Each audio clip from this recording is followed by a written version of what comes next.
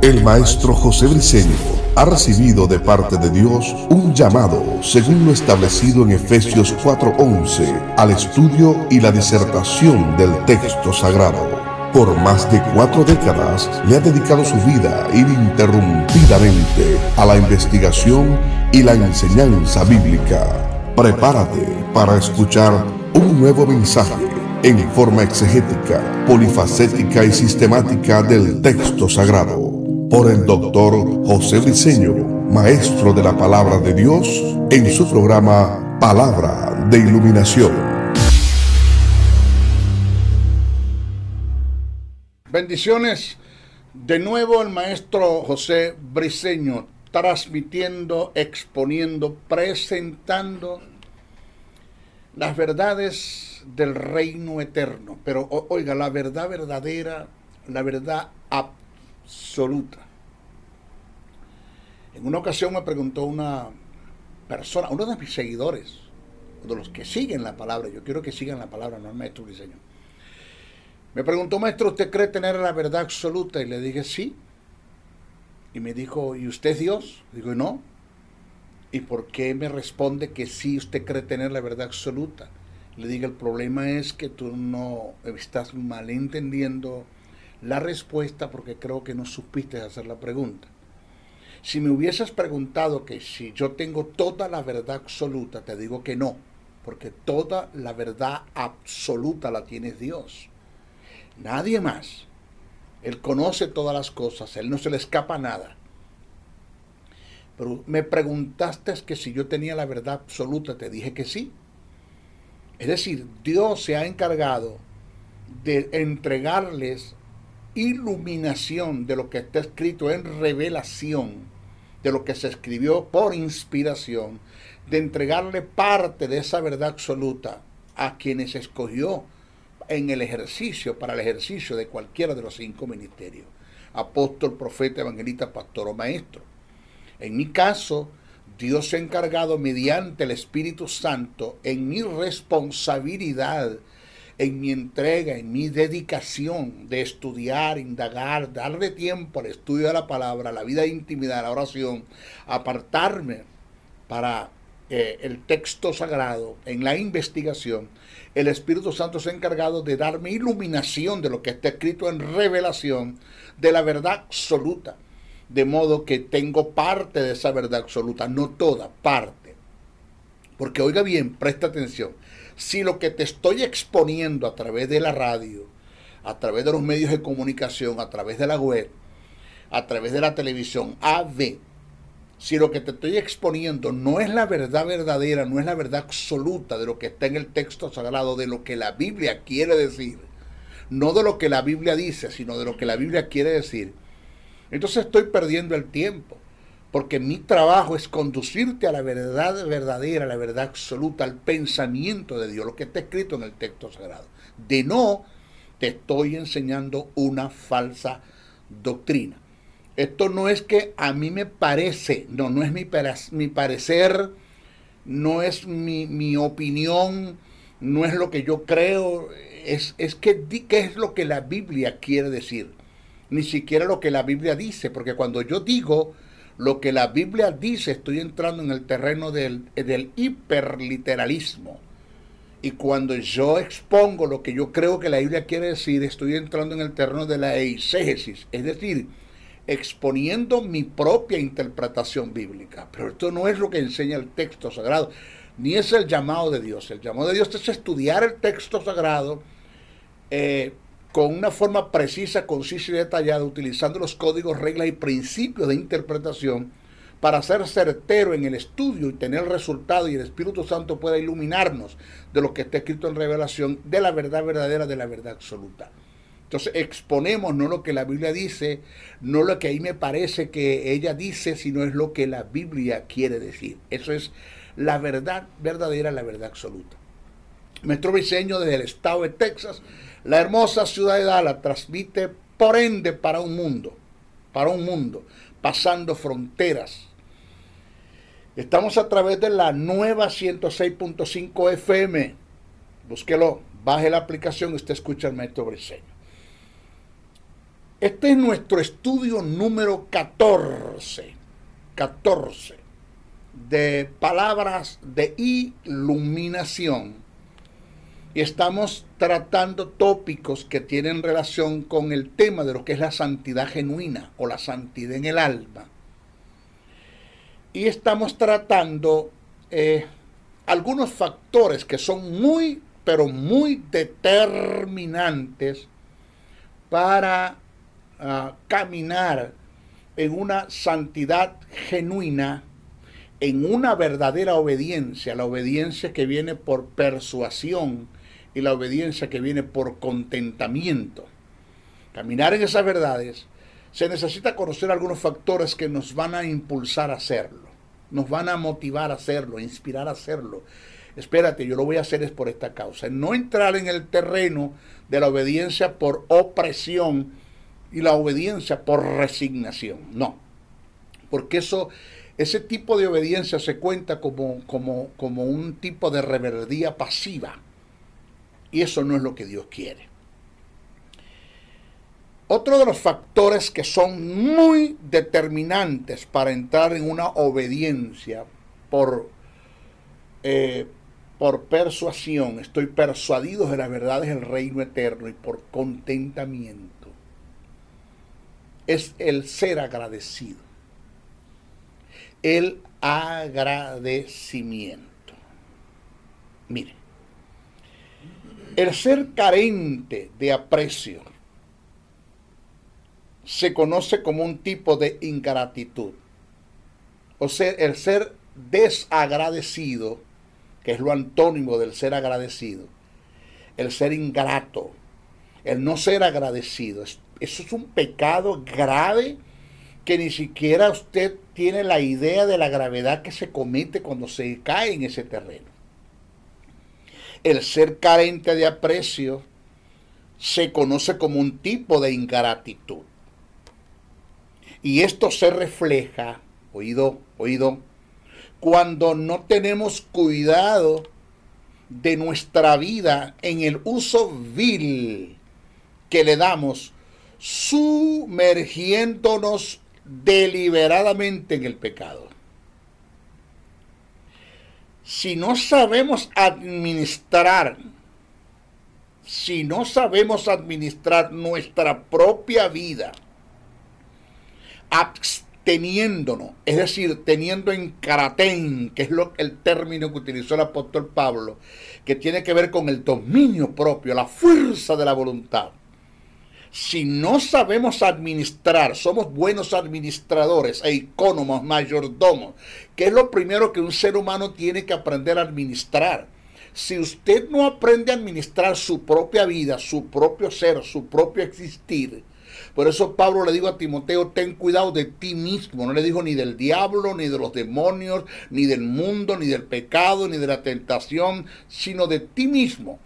Porque ni el diablo, ni los demonios, ni el mundo, ni la tentación, ni las ofertas que te presenta la vida van a tener en ti resultados positivos en el aspecto que alcanzaron su objetivo, llevándote a aspectos negativos. Van a tener en ti o van a poder influenciarte y dominarte si tú no le das el lugar. Tú tienes que tener dominio propio. Entonces, si no sabemos administrar nuestra propia vida, absteniéndonos de todo tipo de pecado para agradar a Dios, no, negativamente no somos gratos para ser honrados por Él y recibir la abundancia que hemos heredado del reino de la luz. Escuche bien y présteme usted atención. Dios nunca te va a quitar nada por el pecado que tú haces. O sea, tú decides pecar deliberadamente, haces planes y proyectos para pecar en contra de Dios. Tú no tienes respeto por lo sagrado, a ti no te importa el conjunto de la deidad, ni Dios Padre, ni Dios Hijo, ni Dios Espíritu Santo. Para ti eso no tiene valor, porque cuando tú haces planes y proyectos para pecar, eso es lo que estás diciendo. Tú no tienes respeto por lo sagrado, para ti esto no tiene valor. Cuando tú caes en ese terreno y caes en el pecado más sucio, más horrendo de este mundo en la cual puedes caer, olvídate que Dios te va a quitar lo que ya te entregó en relación a tu bendición. Óigame, a lo que ya te entregó, a lo que ya te entregó. Pero el estar en ese tipo de pecado, premeditación y alevosía, haciendo planes y proyectos, dándole un mal uso a la vida que Dios te dio, a la justicia que impartió en ti, a la vida que Dios te dio, a esa relación que recibiste de Dios como hijos de Dios. Tú eres hijo de Dios, Dios es tu Padre. Toda la herencia y todo el legado que tú recibiste por causa de eso se va a detener. Restas la posibilidad de seguir recibiendo las grandes bendiciones que vienen de parte de Dios, de tu herencia desde el punto de vista posesional, porque posicional somos bendecidos con toda bendición espiritual. O sea, posicionalmente nosotros somos bendecidos con toda bendición espiritual. Eso está allí. Ahora falta que eso que posicionalmente te dice la Biblia que te pertenece como herencia, como legado, de lo que tú eres, de lo que tú tienes y de lo que tú puedes en Cristo Jesús. Ahora falta que eso se haga una verdad en ti posesionalmente, que es el más grande deseo de Dios. Entregarte la herencia de tu legado, entregarte todas las bendiciones, bendecirte con toda bendición espiritual posesionalmente, porque posicionalmente ya fue un hecho. Entonces es cierto que Dios no te va a quitar lo que ya te dio, pero sí le resta a Dios la posibilidad de seguirte entregando los bienes del reino, la abundancia del reino, los recursos del reino, porque sabe que le vas a dar mal uso. Y Dios no pierde nunca. Dios siempre que te va a entregar algo es porque Él va a ser útil en tu vida. Tú vas a ser un buen mayordomo, ecónomo, un buen administrador. Entonces, cuando nosotros, la vida que Dios nos ha dado, este cuerpo que tenemos, se lo prestamos al pecado, o lo utilizamos en el pecado, pues señores, somos ingratos, entramos en el terreno de lo que llaman acaristo, que es el término que utilizó el apóstol Pablo. Por eso Pablo dijo que no prestemos nuestros cuerpos como instrumento de injusticia, y la palabra instrumento que utilizó el apóstol Pablo allí es la palabra armas. Armas. Lo que quiso decir Pablo fue: no prestes tus cuerpos al diablo como instrumento de injusticia, sino presenta tu cuerpo en las manos de Dios como instrumento de justicia para deshacer las obras del diablo. Nuestro propio cuerpo es un instrumento tanto en las manos del diablo para nuestra propia destrucción y destruir a otro, como en las manos de Dios para nuestro propio beneficio y establecer su reino en la tierra y destruir y deshacer las obras del diablo. Óigame, uno de los pecados de omisión que la mayoría de los cristianos, hijos de Dios, cometen en contra de su Padre eterno, de Dios, es la ingratitud. El término que aparece en las Escrituras para hacer referencia al ente o a la persona que está envuelto en este pecado es ingrato. Ingrato, del griego acaristo, A-C-A-R-I-S-T-O, acaristo, que indica desagradecido, carente de aprecio, carente de aprecio.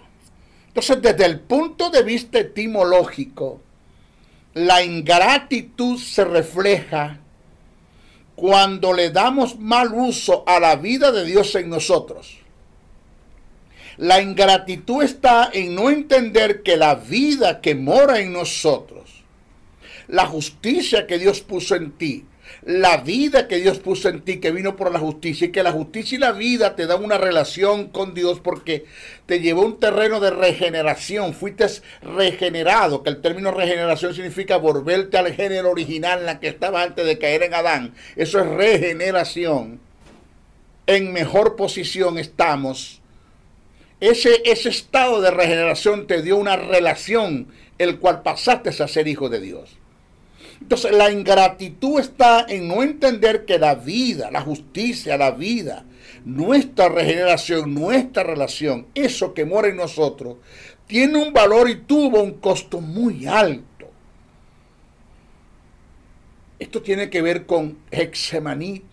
Usted me está agarrando de un Cristo en el Getsemaní que fue exprimido. El Getsemaní fue una prensa, eso significa el término Getsemaní, prensa de aceite, fue como una prensa por la cual Jesús pasó en Getsemaní. Tiene que ver con el Via Crucis, con todo lo que Jesús pasó. Las flagelaciones, 120 latigazos le dieron a Jesús sobre sus espaldas, con látigos que en la punta tenía pedazos de hueso de metal, y que cuando caía en la humanidad alaban el látigo y rasgaban la carne. Le colocaron una corona de espina, de una espina de un tipo de planta que succionaba la carne, y se cree, algunos investigadores creen que a Jesús le pudieron haber quitado la corona 3 veces y 3 veces se la pudieron haber puesto otra vez.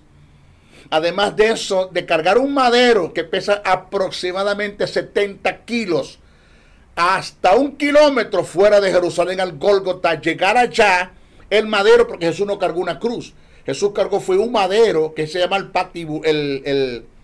estauron, y el patibulum estaba clavado en el monte del cráneo de la calavera, y clavando el estauron con el patibulum formaban la cruz.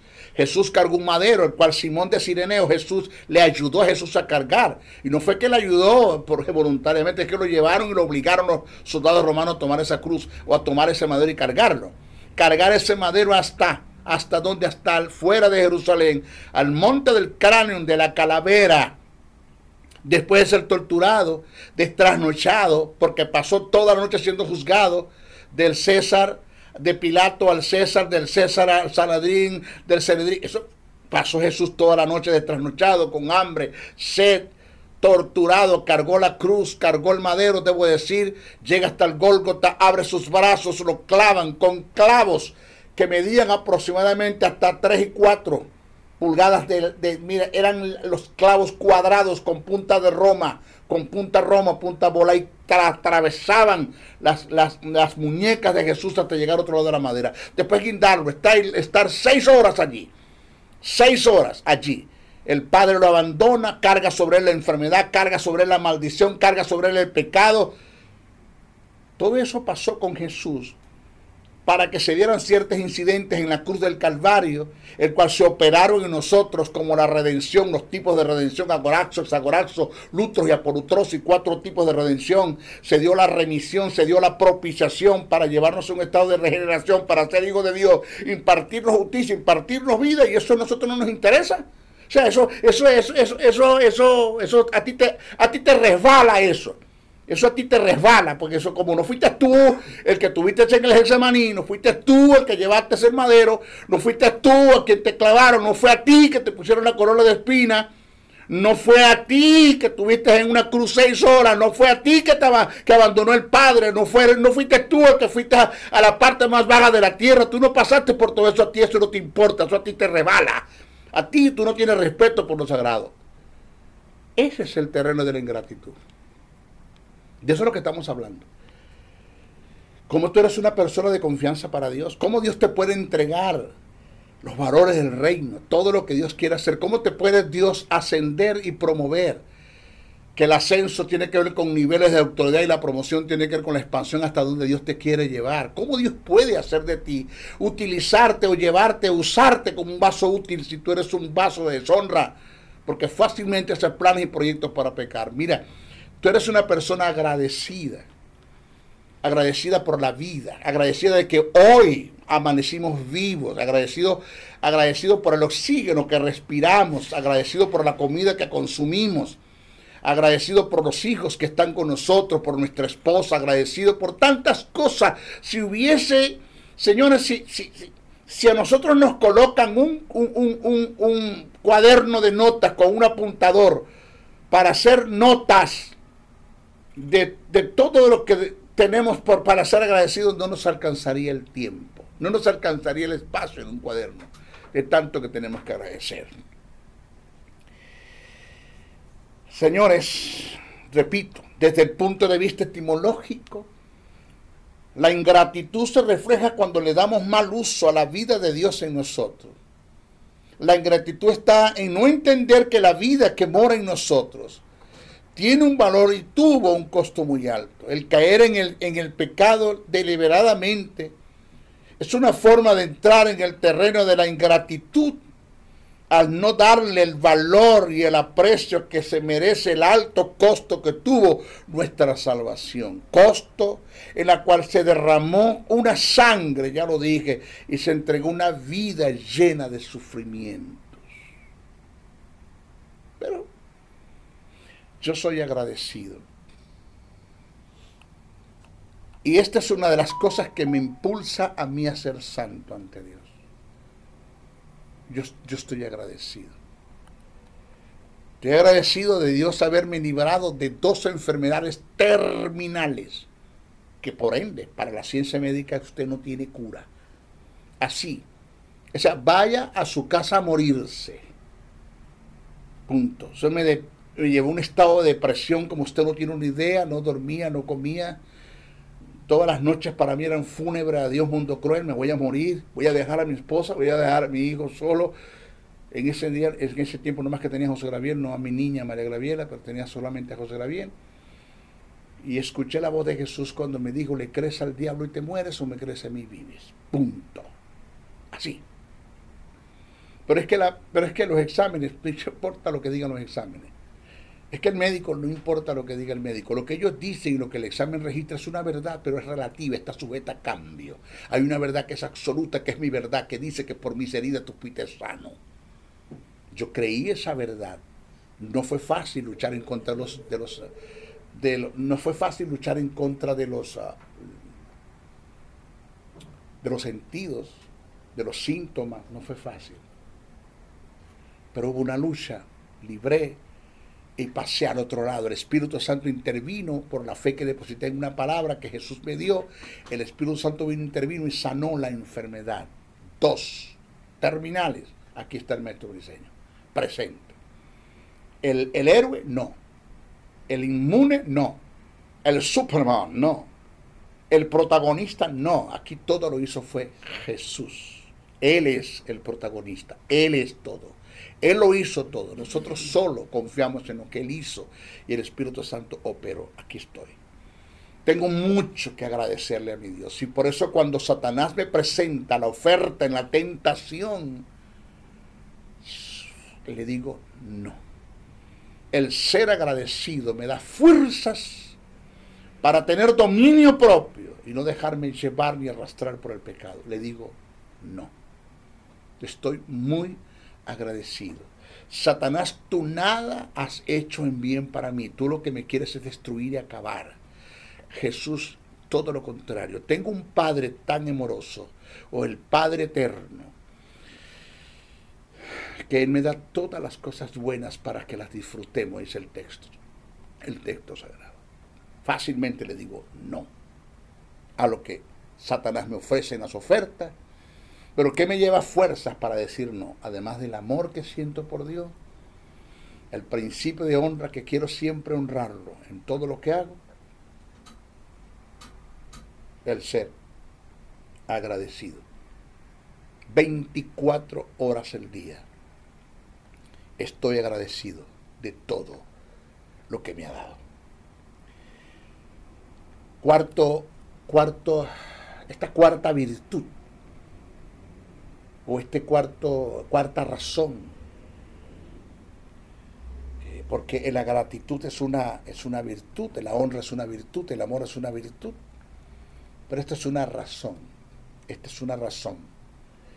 las primeras 3 no dejan de ser razones, pero son virtudes, el amor, la honra, el agradecimiento, pero esta es una razón y fuerte para decirle no al pecado y caminar en una vida de santidad que es genuina. ¿Por qué genuina? Porque emana de una vida de sumisión, de sujeción que me condujo a la entrega de una voluntad para estar en el terreno de la obediencia. ¿Y sabe por qué obedezco? Porque estoy persuadido y lo hago con mucho placer y con mucho contentamiento. Cuarta razón, por propósito. Preste atención ahora a lo que le voy a decir. No se me distraiga. Óigame bien esto que le voy a decir. Por propósito. Hay un libro que se llama Vidas con propósito. Y es una verdad. En una ocasión hablé acerca de ese libro, desarrollé una verdad muy buena acerca de ese libro. No tengo tiempo para entrar en él. Vidas con propósito. Déjeme decirle algo. Nadie, y cuando digo nadie es nadie, nació con propósito. Así. Usted nació para un propósito. Óigame, nació para un propósito. El propósito no vino con usted. El propósito está en Dios y lo quiere desarrollar en usted. Nadie nace con propósitos. Usted nació para un propósito. Una vez que usted está en la iglesia, ya usted es hijo de Dios. Usted forma parte del cuerpo de Cristo.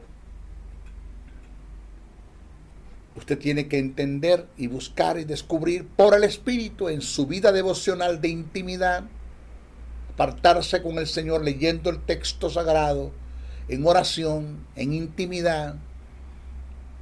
Usted tiene que descubrir para qué Dios lo tiene a usted en su cuerpo. ¿Cuál es la función suya en el cuerpo de Cristo? ¿Cuál es su función? Entonces, una vez que usted descubra o que usted le sea descubierto, porque el Espíritu le va a decir el para qué, entonces cuando tenemos en la iglesia gentes con propósito, con propósito. O sea, que una persona que esté en la iglesia y no tenga y no conozca el para qué Dios lo quiere, eso es delincuencia. Así, usted no tiene visión, usted no va a tener una misión, usted no va a ser dirigido por el Espíritu, usted no va a ser enviado, usted está como los nómadas, usted está como un barco a la deriva, sin rumbo, sin dirección. Usted tiene graves problemas. O sea, usted vulgarmente, con el respeto que usted se merece, si usted está en la iglesia y usted no sabe para qué Dios lo tiene en la iglesia, y si descubrió no está funcionando en eso, eso es un tipo de delincuencia. Así de sencillo. Óigase bien lo que le voy a decir ahora. Por propósito. Una de las cosas que yo cuido mucho es el propósito de Dios en mi vida. Y el pecado, el vivir una vida en el pecado, y más cuando se hace planes y proyectos, cuando se peca con premeditación y alevosía, es atentar en contra del propósito de Dios. Usted puede ser desechado para Dios. Usted puede ser desechado por Dios para su propósito eterno. No estamos hablando para la salvación es otra cosa. Eso está allí. Pero para su propósito eterno usted puede ser desechado. Jamás Dios nunca le va a negar su paternidad. La relación que Dios tiene con usted no se pierde. Él es su padre. Independientemente de lo que usted haga, Él es su padre. La justicia está allí, la vida está allí, la salvación está allí, la relación está allí, pero se pierde el propósito de Dios en la vida. Porque Dios lo puede usted desechar para el propósito. Lo hizo con Moisés, lo hizo con Saúl, lo hizo con Elí, y lo ha hecho con muchos. Lo dice la Biblia. Esto no es un invento del maestro Briseño. Entonces, perder el propósito de Dios en la vida es perder la vida misma. Es perder la vida misma. Un hombre sin propósito es un ser incompleto. Es un nómada, un barco a la deriva, un ser sin destino. El propósito de Dios en la vida del hombre es la vida misma, ya que Dios preservará la vida de los hombres, oído, por causa de su propósito. O sea que hasta que Dios no cumpla en ti o en mí su propósito eterno, o lo que Dios se propuso hacer contigo y conmigo, jamás nosotros vamos a ver muerte. No sé si usted se acuerda, cuando digo se acuerda es porque lo leyó, no porque estuvo allí. Si es que lee Biblia y estudia la Escritura. No sé si usted se acuerda de aquel profeta llamado Simeón, que siempre visitaba el templo, estaba allí en el templo y era un propósito que lo llevaba al sitio. Que Dios le dio una palabra a Simeón. Le dijo, así le dijo Dios: hasta que tus ojos no vean el Mesías, tú no vas a ver muerte. Te prometo que vas a ver al Mesías. Y cuando llevaron a Jesús a circuncidarlo y a presentarlo en el templo, la Biblia dice que Simeón tomó al niño en sus brazos. Y esta fue la oración de Simeón: Señor, despide a tu siervo en paz, porque conforme lo has dicho se ha cumplido, que hasta que mis ojos no vieran el Mesías, yo no podía ver muerte. ¿Usted está oyendo bien eso? ¿De qué usted me está hablando? Que aquí está la fuerza, la vida, el significado, la sustancia de entender el propósito de Dios en tu vida y mantenerte en él. Porque hasta que Dios no cumpla en ti lo que Él dijo que iba a hacer, tú no te vas a morir. Tú no puedes ver muerte. La muerte de Jesús estaba en la cruz, no cuando lo quisieron apedrear, en la cruz. Tú vas a morir en el momento que Dios termine de hacer contigo lo que va a hacer.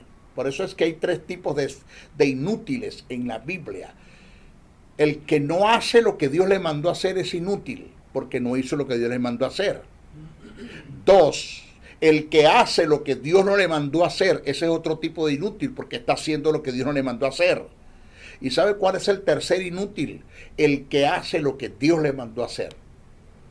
Maestro, el primero lo entiendo, el segundo también, pero es que el tercero no lo entiendo. ¿Cómo es que yo soy inútil si es que hice exactamente lo que Dios me mandó a hacer? Porque cuando Dios termine de hacer en ti lo que Él dijo que iba a hacer en la tierra, tú eres inútil, para más nada te necesita en la tierra. ¿Qué te toca? Morir. Así, morir. Le pides a Dios 15 años más de vida, Él te los podrá dar, pero ya yo terminé de hacer contigo lo que voy a hacer, punto. Señores, la vivencia en lo que hemos aprendido en los principios de Dios, nunca se le olvide esta verdad, presta atención. La vivencia en lo que hemos aprendido en los principios de Dios es un factor muy determinante para mantenernos en el propósito del Eterno y conducir a otros a la perfección y a la consolidación. Los apóstoles instaron mucho acerca de la vida intachable en la que nos debemos conducir para apacentar la grey de Dios. Usted quiere que Dios cumpla en ti su propósito, viva una vida apartada para Él. Tenga sentido de traslado. Entienda que usted fue trasladado de las tinieblas a la luz, que usted nada hace en las tinieblas. Tenga sentido de propósito, tenga sentido de conveniencia, entendiendo que todas las cosas le son lícitas, pero que no todas las conviene. Oído. Es de suma importancia en el sistema del reino de Dios el ser perfeccionados para mantenerse en el propósito del Eterno y ser ascendido y promovido en su reino. ¿Se acuerda lo que le dije? La ascensión tiene que ver con niveles de autoridad y el ser promovido tiene que ver con la expansión hasta donde Dios te quiere llevar. Pablo dijo a Timoteo, me gusta mucho El apóstol Pablo escribe esta carta en una cárcel. En la cárcel. Era de tanta importancia el que su hijo, su discípulo Timoteo, tomara la antorcha de una verdad que él conocía y que él vivía 24 horas al día, porque esto dependía el éxito en su vida. Pablo dice a Timoteo, cito, procura con diligencia presentarte a Dios aprobado como obrero que no tiene de qué avergonzarse, que usa, el término usar allí ya lo voy a explicar, que usa bien la palabra de verdad. Eso está escrito en la segunda carta que Pablo escribe a Timoteo en el capítulo 2, verso 15. El original lo expresa como sigue. Así se escribió en el texto originalmente. Cito. Pon diligencia en ti mismo, ser aprobado para presentarte ante Dios como un obrero que no tiene de qué avergonzarse, que usa correctamente la palabra de la verdad. Ahí está, la verdad verdadera, la verdad absoluta, no la verdad adulterada. El término procurar, oído, que se utilizó en el griego, que Pablo utilizó ahí en su carta, en el griego koiné, da la idea de la diligencia, el apresurarse, ser celoso, con un arduo deseo, con una intensa pasión, entre otras cosas. El término presentarse del griego es parastesai, que tiene que ver con el estar ante un escenario como un modelo a seguir, con una figura ilustrativa como ejemplo cabal, como una figura digna de ser imitada. El término aprobado viene del griego dokimos, que describe lo que fue hallado apto, útil para el servicio. Este término aprobado es utilizado para hacer referencia al oro o a la plata que por el fuego han sido purificados de toda aleación y que al ser analizado minuciosamente después de dicho proceso queda apto y útil para ser presentado en el mercado. Cuando Pablo dijo a Timoteo, presta atención a esta verdad, procura con diligencia presentarte a Dios aprobado como obrero que no tiene de qué avergonzarse, que usa bien la palabra de verdad, según las características de los términos antes mencionados y analizados. Lo que quiso decir Pablo a Timoteo fue esto. Cito, Timoteo, trata de mantenerte en los principios del reino eterno, en el carácter de Dios y en sus demandas, en su misión, en sujeción y en obediencia, haciendo una vivencia lo que has aprendido de su palabra, para cuando seas analizado por Dios, estés apto para ser ascendido y promovido en su reino eterno. ¡Guau! Señores, oiga esto, debemos tomar en cuenta que toda promoción, nunca se le olvide esta verdad, toda promoción que venga de Dios a nuestra vida es producto de un ascenso que hemos recibido de Él. Nadie es promovido en el reino de Dios si no ha sido ascendido por Él. El ascenso tiene que ver con niveles de autoridad. Y el ser promovido tiene que ver con la expansión, que viene siendo a el hasta dónde Dios te puede llevar. Todo esto es producto del desarrollo de la vida de santidad en la que vivimos como resultado de la formación de un carácter de acuerdo con los principios y el pensamiento de Dios.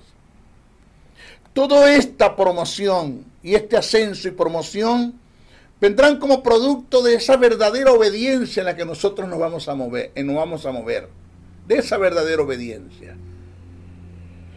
Por otra parte, Pablo insta a Timoteo no vivir de apariencias. Eso está reinando en la iglesia. Gentes que tienen una máscara, son una marioneta, viven con una máscara, señores, pero que en el fondo, en el corazón son otras cosas. Son otras cosas. Cuando salen al escenario son una cosa que no son la verdad, que lo que tienes al frente no es la verdad. Gentes que viven disfrazadas, viven de apariencia en nuestras iglesias. Pablo dice a Timoteo, no vivas de apariencia, no fingas la fe.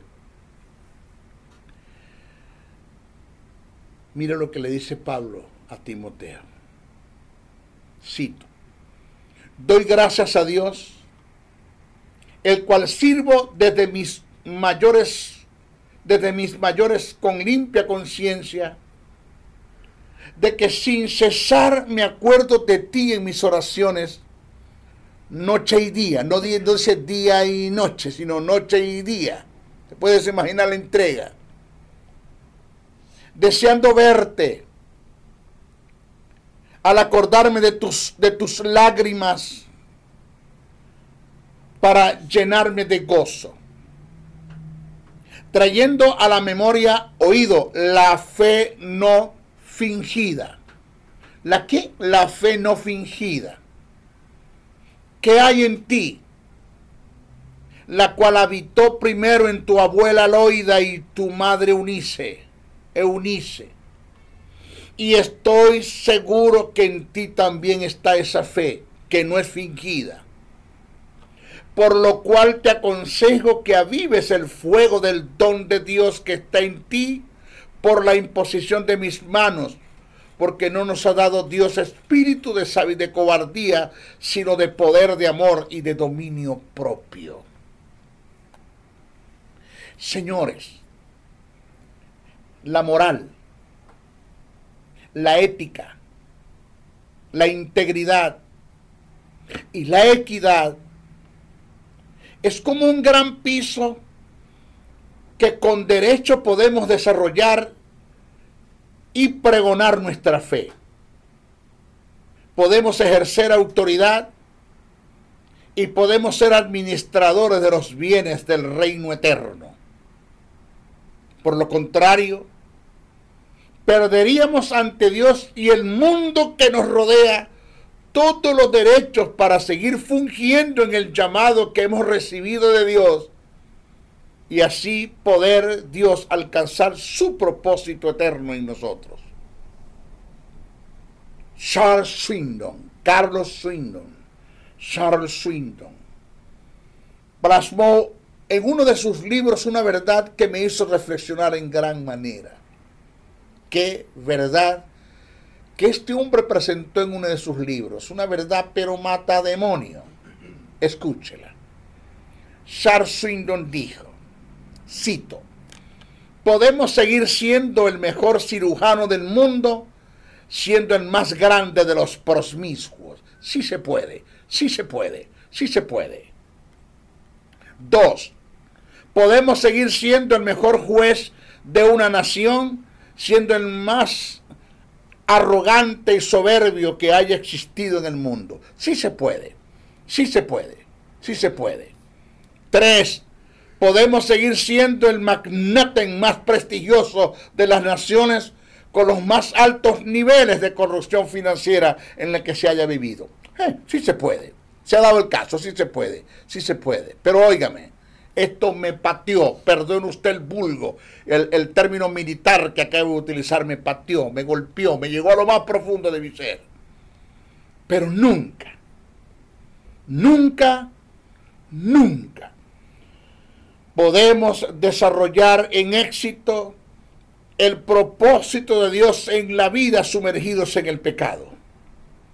Porque todo llamado que viene de Dios no es una profesión, es una vocación, y te debes a un ser que su naturaleza es pura santidad. Alguien me preguntó, maestro, yo conozco, así me dijo, yo sé de personas. Yo lo sé, maestro, porque yo estuve a su lado, yo fui su asistente, yo estuve allí con él. A mí no me hable de él, me reservo su nombre. Me reservo los nombres de los dos, del ente y de la persona que me lo está diciendo. Por ética, y que el maestro no se presta para estar diciendo nombres por los medios. Sé, maestro, de un hombre que está en pecado, que tiene problemas de inmoralidad sexual, que tiene problemas de promiscuidad, que tiene problemas, maestro, de adulterio, de pornografía. Yo lo sé. Como también conozco a otros que tienen problemas de mala administración en el dinero. Tienen codicia y avaricia por el dinero, tienen un mamón interno.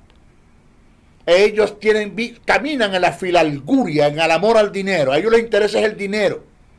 Ellos no están viendo los feligreses o los hijos de Dios como ovejas, sino como cabeza de ganado. ¿Cuántos tengo? ¿Cuánta plata hay?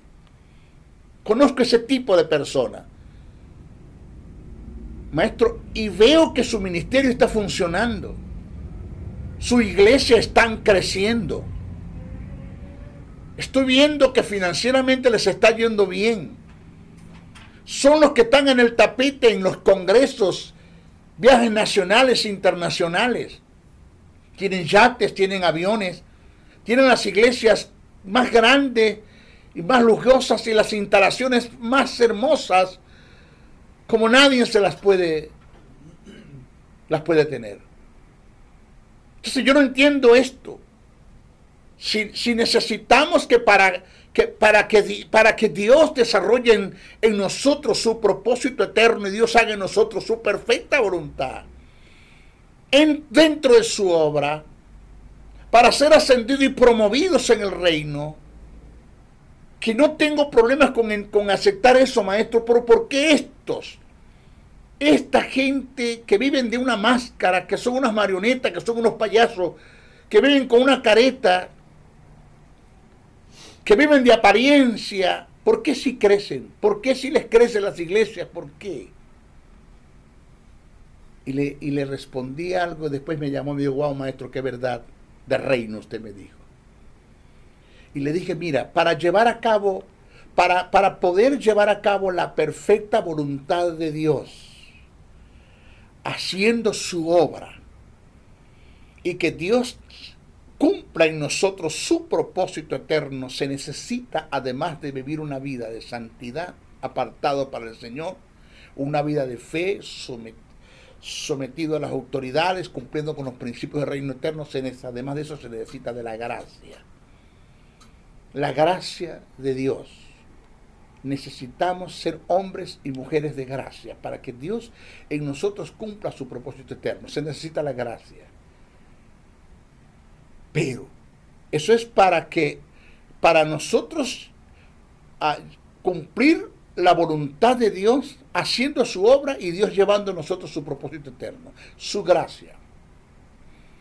Pero para llevar a cabo la obra de Dios, para llevar a cabo la obra de Dios, sin que estemos haciendo su voluntad y que Dios no esté llevando en ellos su propósito eterno o en nosotros su propósito eterno, es suficiente el humanismo. El humanismo. ¿Sabe qué es el humanismo? El asesino de la gracia. El humanismo es el poder, la fuerza que el ser humano tiene inherentemente en él para llevar a cabo sus propios objetivos, aún dentro de la obra de Dios, sin la ayuda de Dios. Lo puede hacer. Sin la ayuda de Dios lo puede hacer. El humanismo. El humanismo es el asesino de la gracia. Carlos H. Spurgeon en una ocasión dio esta palabra que me llegó al espíritu y no se me ha olvidado nunca. Aquí se la presento. Esto lo dijo Carlos H. Spurgeon. Todo lo que un hombre logre alcanzar dentro de la obra de Dios con el humanismo siempre serán destellos y balbuceos en comparación con lo que ese hombre pudo haber alcanzado con la gracia de Dios en él. Si es cierto que ahorita hay ministerios que aparentemente están crecidos, programas de radio, programas de televisión, yates, tienen aviones privados, dinero, las más grandes instalaciones, son más famosos, en todos los congresos están, y para ustedes contar. Pero ante los ojos de Dios son unos pobres, desventurados, miserables y desnudos. ¿Dónde se va a ver la diferencia, maestro? En el tribunal de Cristo. Cuando Jesús les pregunte, deme en razón de lo que le mandé a hacer, y ellos empiecen a presentarle a Jesús todo el aparataje, lo que ellos hicieron en el humanismo, lo que ellos alcanzaron con sus propias fuerzas, compitieron, codearon, mintieron, trampearon, que no hicieron. Jesús le va a decir, eso fue lo que ustedes hicieron. ¿Dónde está lo que yo les mandé hacer? Así. Es allí donde usted va a ver la gran diferencia. ¿Dónde? En el tribunal de Cristo. Señores, no te engañes. No nos engañemos. Dios no puede ser burlado. Lo que tú y yo sembramos o sembremos, vamos a recibir. Siembras cacao, vas a cosechar cacao. Siembras café, vas a cosechar café. Andas mal, las cosas te van a salir mal. Dios no te va a apoyar en lo que estás haciendo. En Dios no hay atajos como para caerle adelante a Dios. Le cae adelante a Dios. No existe eso. Dios no puede ser traicionado. Él sabe todas las cosas. El pecado es como un gran peso que nos resta velocidad en la carrera en relación al propósito de Dios. Y en algunos casos te puede eliminar del propósito divino.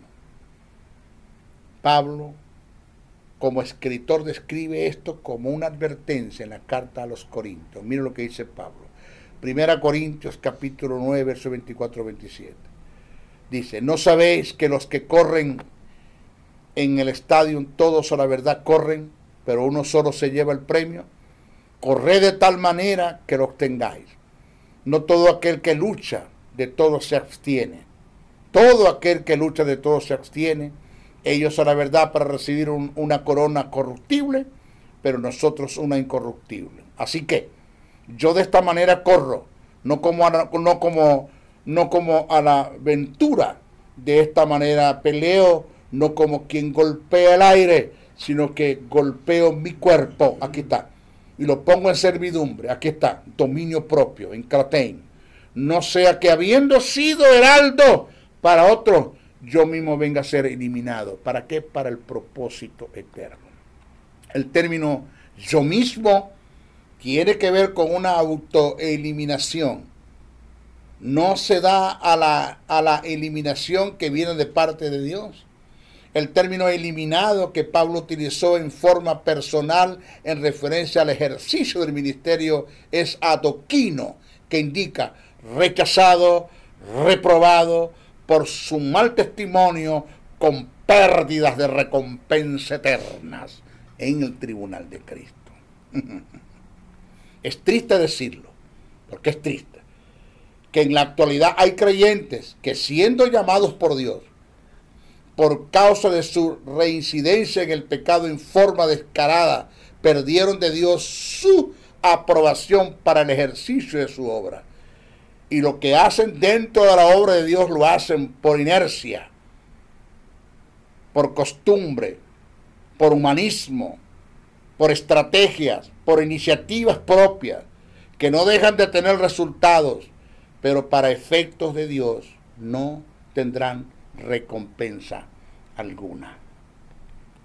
Hay una gran diferencia en caer en bruces en forma fortuita en el pecado que premeditar el pecado. El que hayamos caído en el pecado cotidiano en forma inesperada es entendido por Dios. y se conoce como un pecado por incidente o accidente. Pero el hacer planes y proyectos para pecar en forma descarada, con alevosía, se conoce como rebeldía y es condenado y tomado muy en serio por el gran yo soy.